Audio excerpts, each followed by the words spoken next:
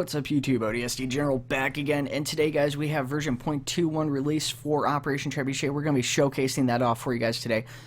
Real quick, I'm going to go over the patch notes and then we'll get off to actually demoing this stuff off to you guys. Now like usual, the patch notes aren't reflective of quite everything that was done and changed in this, so just bear with me as I show the stuff off and talk about it. So they added the M7 SMG, the standard folded and special forces variants. The M295 BMR was added. New M45 shotgun models and textures. The AV-19 Sparrowhawk in multiple configurations. New M850 Grizzly models and textures. New M6G textures. The Drake-class Corvette with fully enterable interior, functional escape pods, HEVs, and defense turrets was added. Colo and Madrigal, the two terrains by Nightovizard, have been added into the main mod, so you no longer need side mods for those. New structures for Blood Gulch. Spartans are now thick, aka lore accurate. I'll get more into that later. Custom Universal UNSC suppressor, the X16 Air Crew helmet with way too many variants, and they fixed a lot of stuff, but still not enough. So like I said, not everything that was done and changed was in here, but I'll go over all that stuff too.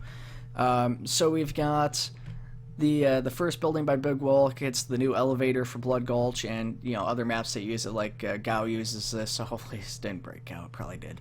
Anyways, it works basically the same as the previous elevator. You put a vehicle on it, you can store the vehicle as long as there's room under there for the vehicle to sink in and despawn. We have some new bunkers here. This one is a barracks. So this barracks is a lot larger than the previous version.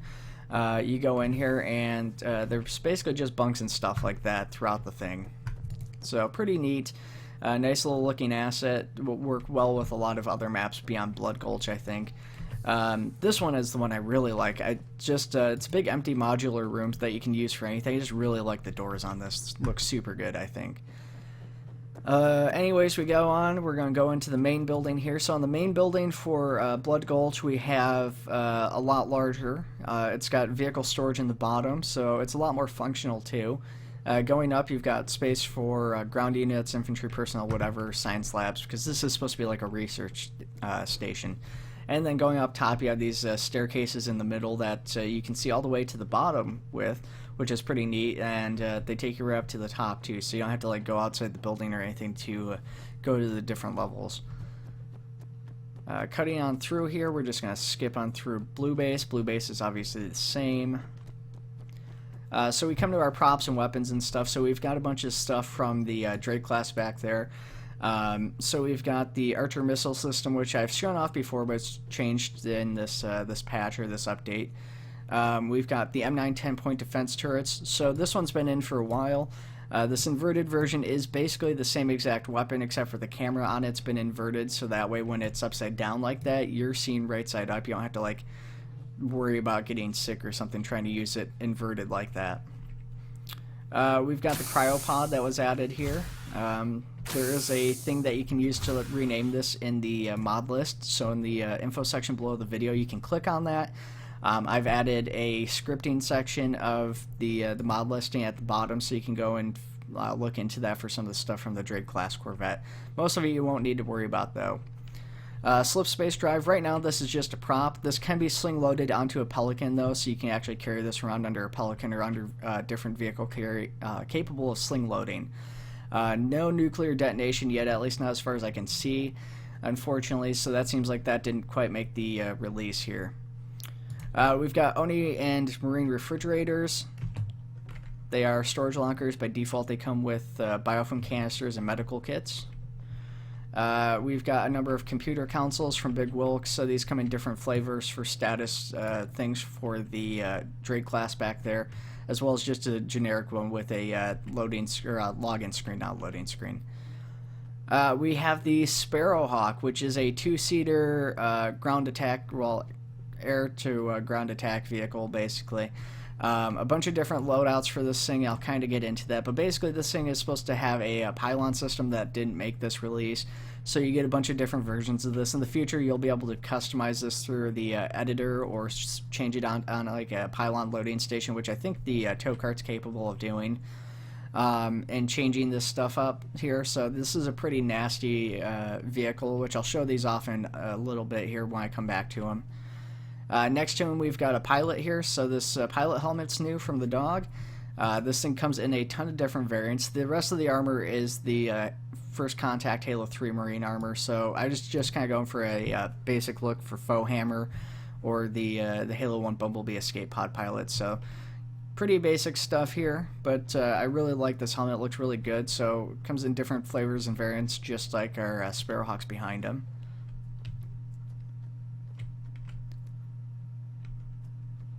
And the dog's favorite. He was very excited to get this in. Couldn't wait. Everybody on the team liked it, in fact. So one thing they didn't talk about was the Warthogs were upscaled quite a bit, and there was a reason for that. But yeah, this is the new Warthog, so significantly larger than it was previously. You can see both me on the outside and the Marine on the inside look a lot smaller in comparison to this thing. Still seems to run like a dream. It doesn't jump around quite as much, so it's actually in some ways more stable, although not quite as fun in my opinion. I did like flying around like crazy in the previous versions. So you can already see here, this is probably going to be one of the bigger things for a lot of people, is the Spartans have been upscaled. So I've got a standard Marine like myself here in dress uniform, as well as a Spartan in dress uniform for comparison, standing up straight. You can see the size difference is massive. Now, Spartans are a little bit closer when they're hunched over in like a weapon stance here to this Marine. Now, there is some pros and cons to this. Obviously, the increased size is going to give you potentially some advantages for aiming over objects and stuff like that. The big downside that I think a lot of people are going to find is that Spartans can now only wear stuff specifically designed for Spartans, so Spartan armor and this Marine dress uniform. If I were to try and put my clothing on him, the same dress uniform that he's wearing and that he appears to be wearing, it would not work. And if I try to put the Spartan helmet on, it would just like appear at my guy's crotch, or if I put the Spartan armor on, it's going to appear sunk into the ground. So unfortunately, the clothing for Spartans is no longer interchangeable. Another drawback is that Spartans don't always work with vanilla weapons, and some first contact weapons, the hand animations don't look quite correct, which I guess isn't a big deal because we have like our lead over there and he's got his own issues going on too, so I guess it's not such a big deal. But it does work pretty well with most entree-based weapons, and it's pretty neat. So we'll be seeing this treatment to the first contact Spartans and Elites later on. I'm not sure how much larger the Elites are going to be made, but you can see this is this current first contact Elite standing next to the Spartan, who is a lot smaller. So this guy was kind of a trick too, because he's basically just like a regular infantryman with a costume for all intents and purposes. But it worked out pretty well for that. I mean, he does look a little bit larger when standing straight up, but it is a noticeable difference even between the Elite and the Spartan here. Pretty awesome stuff. So then we have the different weapons and stuff. So we've got the M45 here. So this is one of the new M45 models. Works pretty similar to before. I don't know if the scripting's actually been changed at all. Just the weapon design. We're going to go into personal arsenal real quick here. And of course it is going to be broken, which is unfortunate because I need to show off the other weapons and stuff. There we go. Alright, so the shotgun comes in a few different flavors now. So we've got the automatic shotgun and stuff like before. There's also tactical variants, which are new. So these tactical variants are pretty much the same thing as the other ones, and yeah, my game's bugged now. They basically have 12 rounds in they are available for firing. Yeah, my game's bugged out. So we're gonna go back into the editor for a second here, guys. For whatever reason, there's a bug with I think Popluxes and personal arsenal being run together, and it causes my screen to bug out like that sometimes. So we're going to go ahead and bring our guy over here back to the weapons table and reload in. So we've got that. We've got our M7 SMG. So of course this was in previous builds. This is a new SMG though.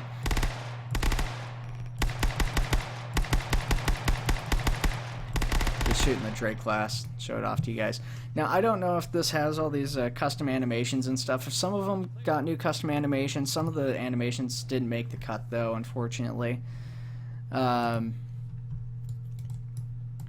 Just show off. So, of course, the updated Special Forces variants, as they said, is with all the attachments and stuff. So if I sort this by mod, the M7's reflex sight has been added in. So this is, of course, what the Special Forces looks like.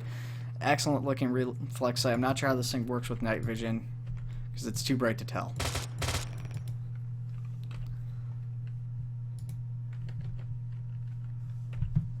So we're going to go back in here. Hopefully this doesn't freak out again. And we're going to grab ourselves the BMR. So the BMR is a little bit different from the actual battle rifle or the DMR. Instead, this version, it looks pretty similar to the battle rifle. It looks like it's supposed to have an ammo counter that didn't get integrated yet. So it's got a one-shot mode where it sounds pretty similar to the DMR. However, it's also got a full auto mode. Now this weapon is bugged, and I think the SMG is bugged like this too, where the muzzle flash doesn't appear at the weapon. This is a known bug with the developers. They chose to release it like that, and they're going to fix it later on. There's also editing for the sniper rifle and the rockets, and I think maybe the DMR or something had an edit too. So basically how the sights and stuff worked and aiming worked for this has been altered.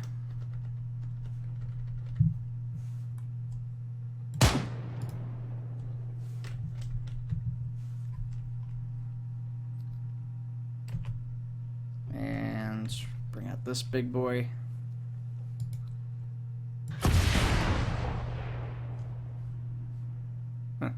Did get hurt by that last time. Anyways, so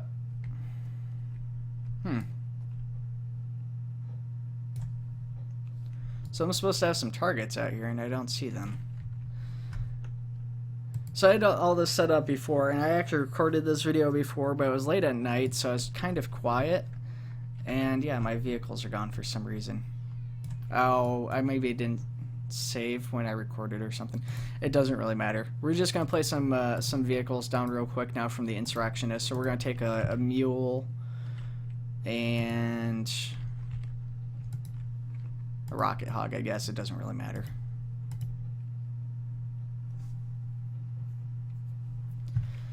And we're gonna pick up this stuff here. So there's our targets out there, just so you guys can see them a little bit better. So now I did show this off, but basically the Drake class with that weapon system over there has the ability to fire down archer missiles, or we can use the gun turrets on there to target these guys. So we're gonna open our UAV, and we're going to shoot.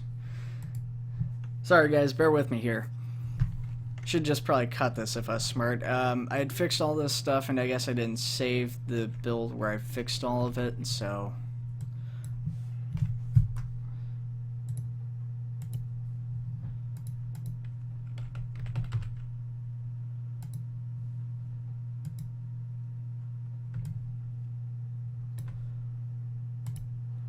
hopefully that should be fine now with that designator.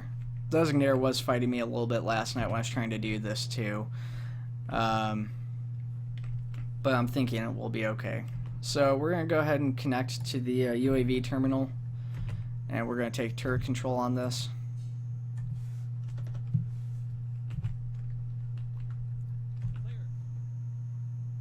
And going to open this up. So we've got our archer missile system here, and our turret here for our designator ended up switching off the target here for some reason. It's been doing that. I don't know why. It's locked on, it stays locked on, and that's like, no, I'm not going to target that anymore. And I have no idea where this thing is looking. Okay.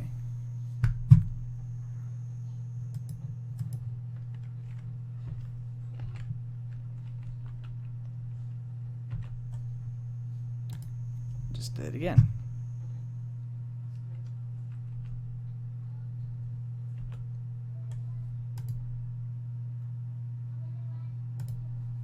Don't do that, that's bad. Alright, so we're going to lock on with our archer missiles. Hopefully we don't lose lock with the designator here while we're locking. And this thing is reloading. I must have accidentally hit the wrong button trying to get out of here. Of course. Well, we're going to try from here. Hopefully this doesn't hit the side of the Drake class. It's kind of a shady one to be locking onto. So you may have been able to hear that, but we were able to rapidly fire all of the Archer missiles now, so you can basically fire them all at once before having to reload. And our targets are not going to have a good day. So yeah, you don't want to be on the receiving end of this thing because you will be extra crispy by the time it's done. But yeah, it's super glorious looking. Absolutely love it. And once this is done here, I'll be able to show you guys off the damage model for the new Warthog. Or hopefully I can. It's on fire and it's upside down, so it's a little hard to tell, but that's the new damage model for the Warthog. So there is new Warthog Rex in the game as well. That was also not mentioned in the release notes. So let's go ahead. We'll go do another quick tour of the Drake class. I'm not going to show off the whole thing, but I do want to show off some of it to you guys. And actually, this wouldn't work out super well, but I gotta show off this, and then we'll just kind of cheese this. So I'll have to reload editor one more time that I think about it. So we're gonna get in the Sparrowhawk here, and I just want to show off these Sparrowhawks to you guys. So this is the weapons package for this one. So these are the side weapons by default controlled by the pilot. If I take manual fire control, we get the 50mm HE cannon in the front, so pretty devastating weapons on that version. And so these just come in different mix and match variants here, as you can see. So we've got these two versions, and that one, which yeah, it's devastating. Let's go ahead. Let's hop into this one here. This one's, I think, gonna be the one a lot of people really want to see. I want to be in the pilot though. I guess I could just take control.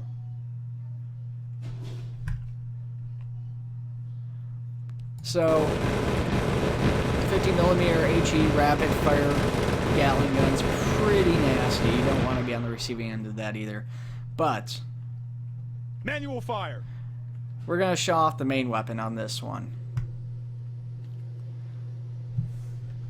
And let's go into first person just so you guys can see that. So this is the cockpit currently. I don't know if this will be changed at all to add any cameras or anything like that in here that are operational. I'd imagine that we might see something like that, but I'm not sure. So we're taking off. Landing gear does work, so pushing G, it retracts like that. I think that our own stuff is going to be a fine target. So I'm going to spin us around here. So that was a bad aim with the Spartan laser. And I only hit one vehicle, but it was absolutely devastating to that vehicle I hit. Now that was a little bit better. So yeah, just like instantaneously destroyed 3 things there. Alright, so I'm going to bring us down and, well, actually I guess there's no sense in landing in the Drake class at the moment because I do have to reload to fix some stuff on the Drake class, which I need to show off to you guys in the editor anyways. Oh. Okay, I became unfriendly. It seems they did manage to fix the turrets, so because I blew up all those friendly units and warthogs and stuff and killed people, I became an enemy to the Western faction, which these things are on auto control, and they will shoot at opposing forces. So actually I can show you that now here. So the Drake class has scripting and stuff built in. You don't have to worry about putting codes in for the init or doing scripting outside the mission. It's all just here in the config menu for it. So you could just go activate HEV scripts, set the timers on it. So say they're going to reset after I don't know 15 seconds. Launch time is 10 seconds. And we want escape pods. You can also change the faction that it's part of, so like I said, it'll automatically shoot at opposing factions if they're enemy factions, and then you can also alter the logo here, so like this logo can be altered to be different things. We need this guy right here.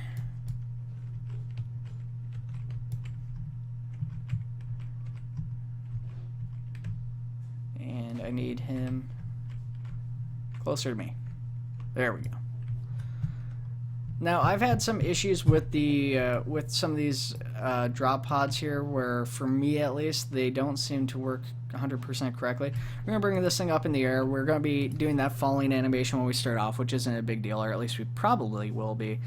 Unfortunately, there isn't anything that the OpTray team can do to bypass this. It's just kind of a fact of life. So we're going to restart this a couple times. The bumblebees have been changed a little bit, or at least the bay they're in, so that they look a lot more snug and fit in there. There's no gaps or anything sitting out to the rest of the bumblebee bay.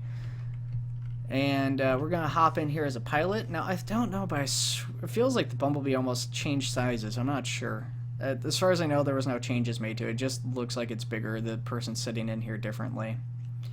But we're going to select Launch Escape Pod. Blast out. And yeah, just launches pretty simple like that. So the door is gone on the back of that on the side we launched out of. The bumblebee escapes, and then, you know, we just got land, and the bumblebee will probably take a little bit of damage, but we should be okay landing down as long as we don't land down super ridiculous. I'm not going to go down the whole way, though. You guys can mess around with that yourselves if you've never seen the bumblebee landing. So the rest of the ship's had a little bit of updating, not too much. Most of the ship is still empty in this initial release version. So we're going to go ahead and hop on down here. Oh. I didn't mean to actually hop. That puts us into a free fall because we're so high up. Coming out the door here, we've got a couple different rooms here that we can check out now. So there's a security room that's been added. This has the little jail cells here. You can control the jail cells from here. You can open the door, or you can open these slots here on the top and bottom for interactions with your prisoners on the inside, whoever that may be. Not all the rooms have been labeled, though. Some of them are still just empty and non-labeled. We've got some that are labeled that haven't had any additions, so like the captain's quarters, officers, crew quarters, the storage room, the data room, which is back on the other side behind me. So a lot of different rooms and stuff. A lot of them still empty that will have additions made in future versions. We might see some of that coming in for hot fixes or something, depending on how much time the dog has to work on it. We're also expecting the M12 SMG that the dog was working on. Unfortunately, that didn't quite make this release either, so that might be something we can see in a hot fix or something. I'm not really sure if we should expect that or not, though. I don't quite know how far it is. As far as I know, all the modeling stuff just needs to be scripted in. More rooms where nothing's been done to them. I do want to swing around to the other side, though.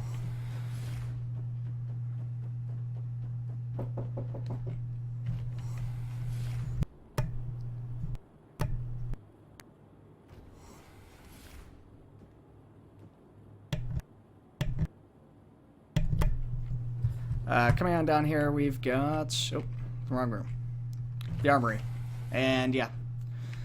Pretty cool room, pretty basic. The back room's still empty, but this has this door that opens up. The slot can be fired through. Glass is bulletproof. So, nice little defensive position if the ship gets boarded.